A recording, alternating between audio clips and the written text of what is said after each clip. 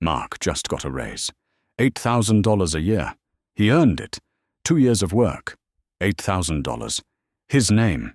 Right there on the screen. He calls his wife. That same evening. That night. Dinner out. A celebration. They deserve it. A month later. A new car. 3 months later. A better apartment. 1 year later.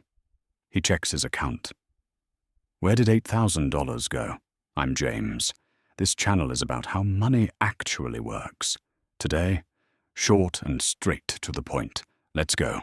When you get a raise, you think you're getting $8,000. You're not. First in line, taxes. 25 to 40%. Gone before it touches your account. $8,000 raise. After tax, closer to $5,000. Maybe less. Second in line, inflation. Everything cost more while you waited. By the time it reaches you, it's already smaller than you thought. And then comes the most expensive one of all. Lifestyle creep. It doesn't ask permission. It just happens. Income goes up. Spending follows. The gap stays the same. The restaurant that was a celebration becomes a Tuesday. The Uber that was a treat becomes the default. The subscriptions are small until you add them up. 10 years. $40,000 more income. Almost nothing more saved. The finish line moves with you. And the whole time, everyone around you is ready for that moment. They know about lifestyle creep. They built their business around it.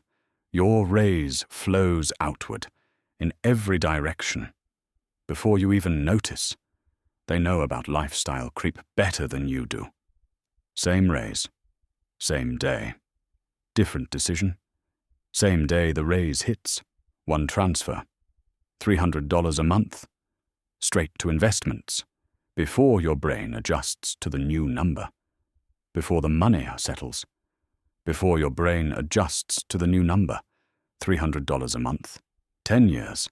$57,000. Every raise. Same action. Same day. The numbers stack. Mark checks his account. Different number.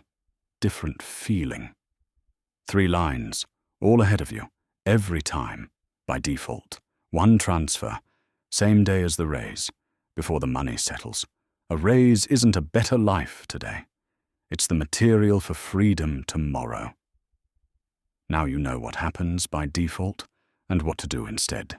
If this was useful, like it. Subscribe if you haven't. See you next week.